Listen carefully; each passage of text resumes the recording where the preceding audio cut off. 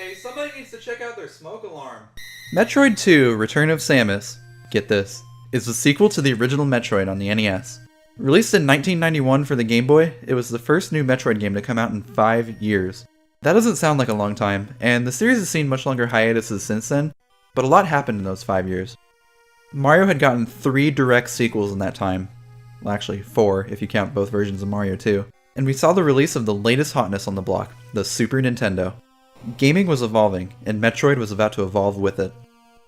As I alluded to in my review of the original Metroid, which if you haven't watched, you totally should, it was a game that had a lot of great ideas that was held back by its execution.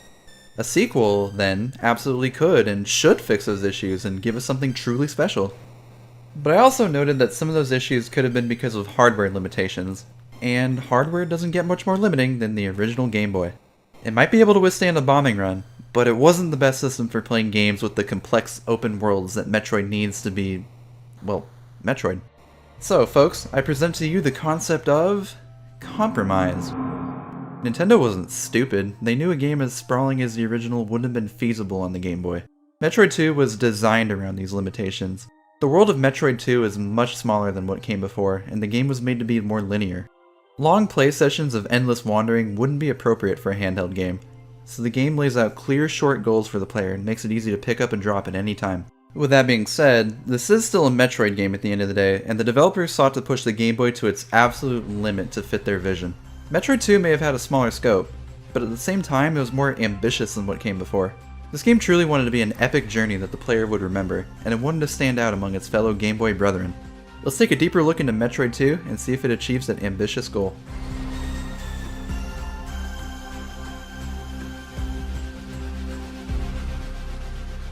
Full disclosure, before making these reviews, Metroid 2 was the only game in the 2D series that I never played.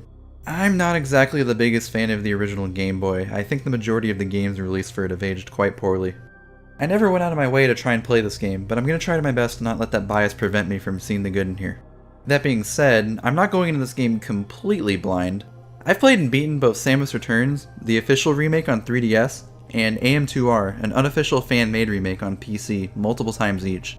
I very much enjoy both of those games, so let's see if this game has some of that same magic.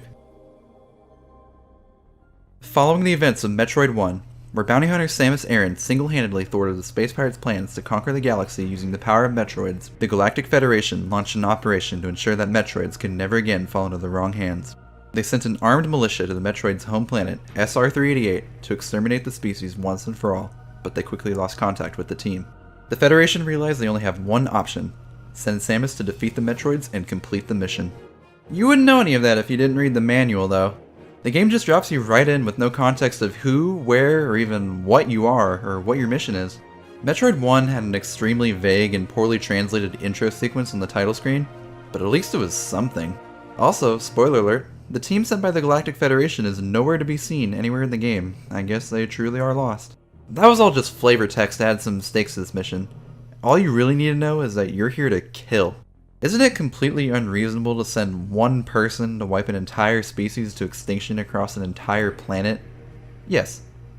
Am I looking way too deep into the story and I look like a huge nerd right now? Also yes. Okay, but seriously though, let's talk about the actual game.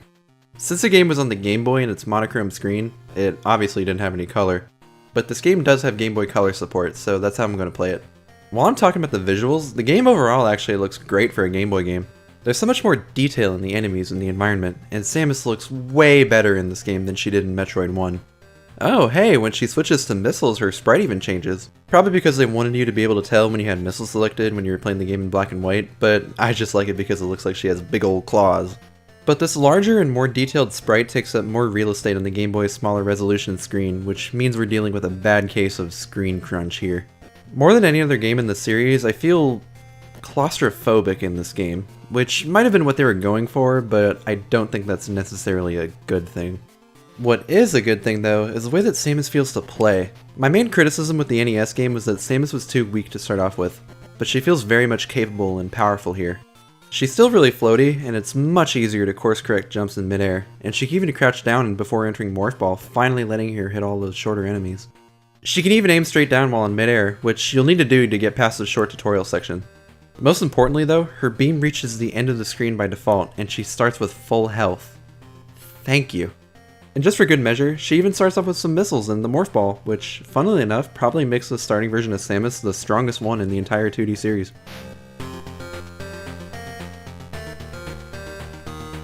I also really dig this starting theme. It's so upbeat and catchy, it really carries that Brinstar energy from the previous game. Metroid games in general aren't really known for their upbeat and melodic music, so it stands out in the rare instances where they do have those types of songs. So far, the game is making a great first impression. At the end of this tutorial cave, we get our first glimpse at the driving force of the entire game, a battle with a Metroid. The game shows firsthand that Metroids have the ability to mutate, and this is their first post-larval form, the Alpha Metroid. The Ice Beam isn't needed this time around, so just smack that sucker with missiles and it'll go down without too much trouble. Yes, I almost died here, shut up. Killing the Metroid causes the counter in the bottom right corner to...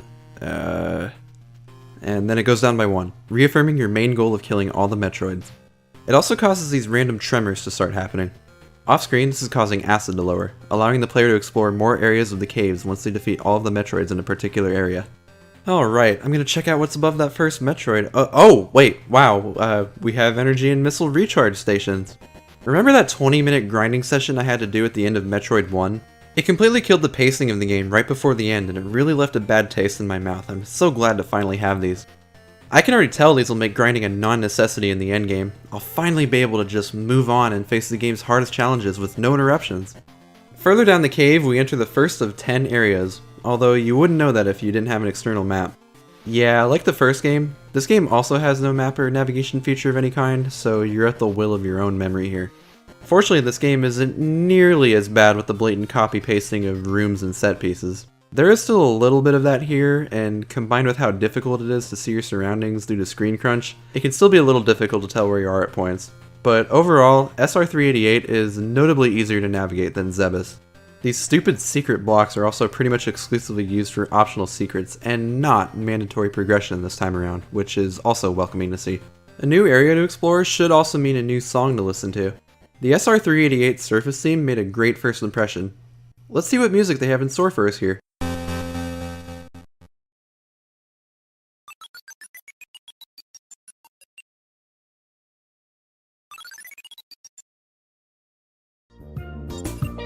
Is this music? I can't get enough of that sweet music. Okay, I get what they're going for here. We're supposed to be getting some subtle ambiance in this area, but this kind of thing is just not the Game Boy's cup of tea. You really have to stretch your imagination to hear this as anything other than the basic bleeps and bloops that it is. It also doesn't help that this song is most of what you're going to hear while you're in this area, and the entire game for that matter. But that song doesn't even hold a candle to the absolute meme that is the Chozo Ruins theme.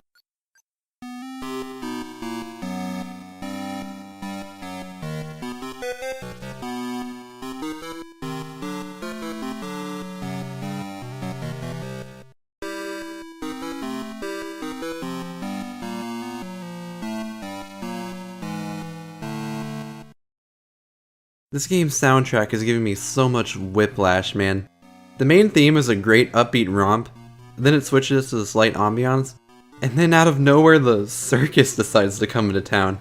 I legit feel like I'm gonna pull up in my clown car listening to this. Why is the soundtrack like this? What the hell happened to the quality control here? Well, now that we're here in the ruins, we can nab our first upgrades. Returning from the original game are bombs and the ice beam, along with some missiles and energy tanks. What's weird though is just how many missile upgrades there are here. I feel like I'm practically tripping over them. Don't get me wrong, I know they'll come in handy for fighting the Metroids later, but it feels like they didn't even try to hide these. Right outside the ruins, we're also able to pick up an all-new item, the Spider Ball, which lets you climb on walls and ceilings while in Morph Ball form. The Spider Ball is a bit clunky to control in this game. You have to press down while in Morph Ball to activate it, and then A to deactivate it, which took some getting used to. It also tends to get stuck on corners if you approach them a certain way, but other than that, I think it works well enough.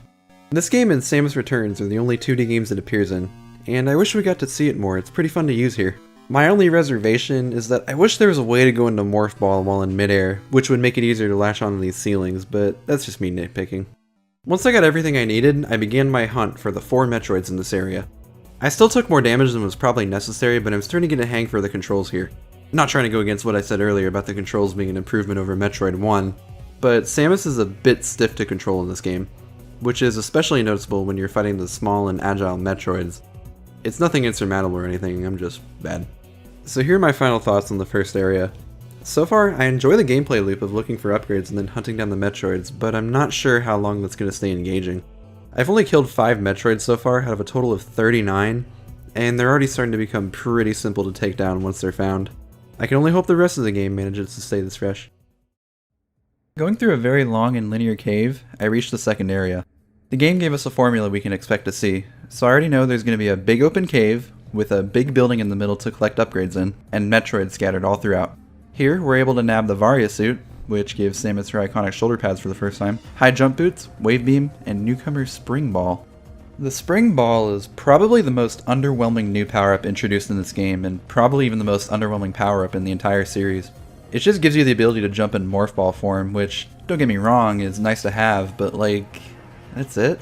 It was such an underwhelming ability that they ended up scrapping it after Super Metroid, and just combined its effects with the high jump boots later on. Later on in Area 3, we're able to get 3 all-new items, being the Space Jump, Spacer Beam, and Plasma Beam. The Space Jump lets Samus jump infinitely while in midair, effectively granting the ability to fly. The timing to do it is really clunky in this game though, and if you mistime it even a single time, your ass is falling all the way back down to square one. Because of this, it's usually safer to just use the Spider Ball, unless an area absolutely requires it. The Spacer Beam and Plasma Beam can still go through walls like the Wave Beam, so I guess they haven't really differentiated them that much compared to how they would work in later games. The Spacer Beam shoots 3 beams in one to give it a wider attack pattern, but I mean, the Wave Beam already had a wider attack pattern, so this just seems kind of redundant. And I don't know why you get the Plasma Beam so soon after the Spacer Beam. It makes the Spacer basically pointless. Yeah, the Plasma Beam has a smaller projectile, but it does way more damage, so why wouldn't you want it? At the end of the day, it all comes down to personal preference, I suppose. But if there's one thing I know for sure, it's that there needed to be a way to easily switch between all these different beam types. The only way you can switch is to go all the way back to the item room of the beam that you want and then pick it up again.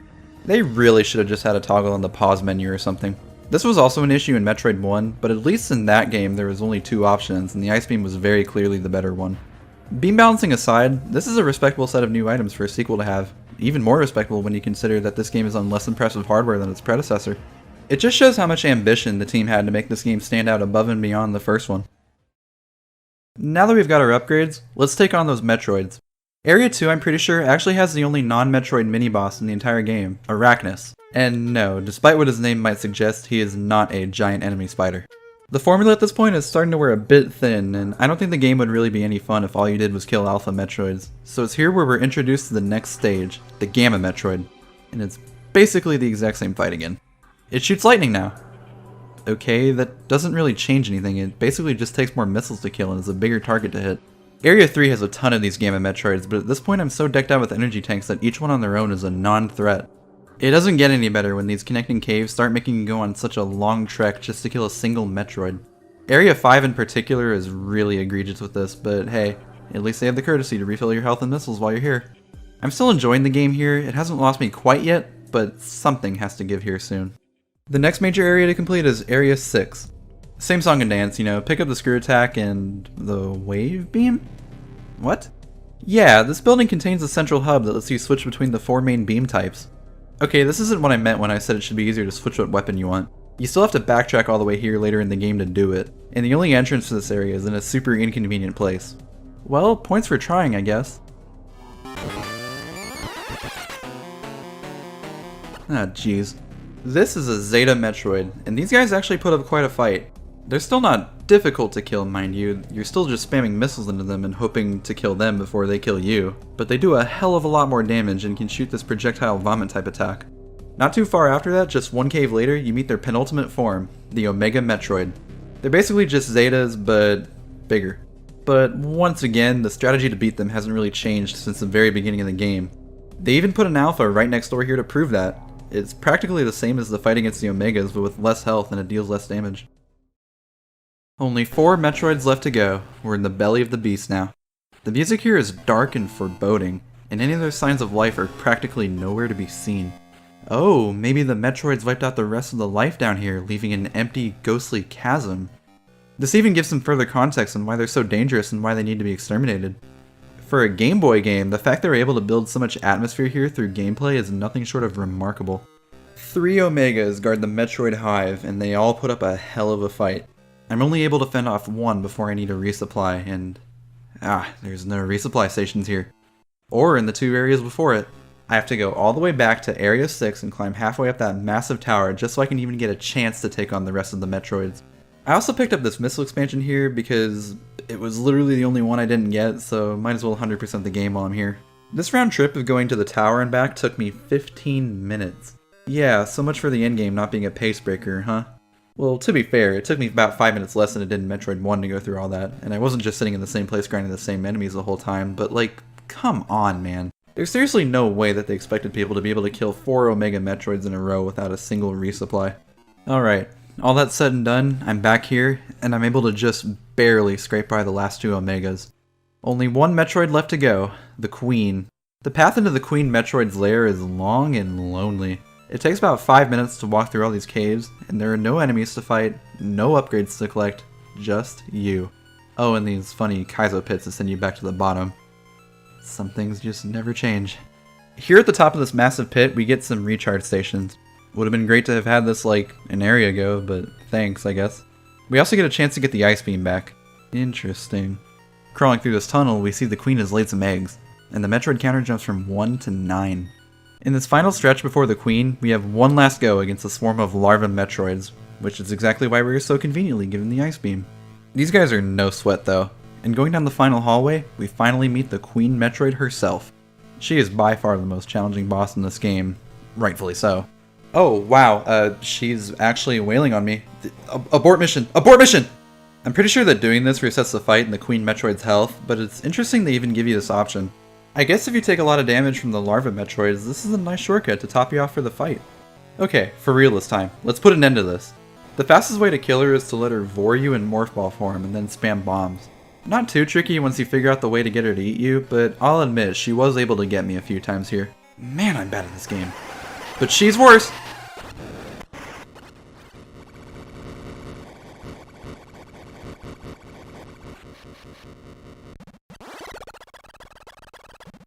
Alright, let's get the hell out of here. Walking down this hall, we see the egg that the Queen laid earlier, and inside is a baby Metroid. It immediately imprints on Samus and goes with her back to the ship.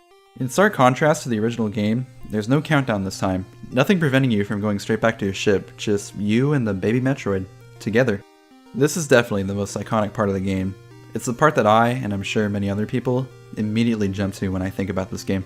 I know I sound like a broken record here, but the fact that a Game Boy game was able to so eloquently tell such a beautiful ending will always be Metroid 2's greatest legacy. It's not the gameplay, or the music, or the graphics, it's this right here. The story and the atmosphere. Metroid 2 was so mature and ahead of its time when it came to world building and storytelling, there really was nothing else quite like it. It was such a monumental achievement for the franchise that its DNA can still be found in just about every game that preceded it. On that front, Metroid 2 is a resounding success. But on just about every other front, I can't say this game blew me away in the same way. Metroid 2 is a technical achievement for being such a smartly designed Game Boy game, but that's just it. In the end, it's still just a Game Boy game. There was really only so much they could do here, and for what they had to work with, I'd say they knocked it out of the park. They really pushed the Game Boy to its absolute limit here, but they could only take it so far. Samus controls much better than she did in the first game, but it's still stiff and awkward to fight any of the Metroids. Samus looks much better, but because her sprite is so much bigger, I can barely see where I'm going. I only remember like 3 songs throughout the whole game. The main theme, the Metroid battle theme just because I heard it so many times, and the Chozo Ruins just because it's such an absolute meme. The new upgrades are really cool and well designed for the most part, but they're clunky to control in the Game Boy's limited control scheme. And ultimately, the main crux of the game, killing each and every last Metroid on the map, was never going to be interesting for long, especially with such a limited variety on display. These reasons were ultimately why the game needed to be remade. Twice. It was an important, ambitious game for the series that was limited by the hardware it was on. We needed to see this game be made to its fullest potential. It was simply too important for the series to leave behind. As for the original, it's a relic of its time and it should be treated as such. If you want a glimpse into how forward-thinking the Metroid series was in 1991, give this game a shot. If you want to actually enjoy the brilliance on display here, look no further than one of these remakes. Next up, we're going to take a look at a game that took all of Metroid 2's best ideas and put it on a console that was able to give those ideas justice. Make sure to subscribe so you don't miss it. That'll be out a week after this video. If you enjoyed this video, please leave a like and a comment. Reviews are a new thing on this channel, and I'd like to hear if you want to see more stuff like this in the future. That does it for this video. I'll see you next week for Super Metroid. Take care.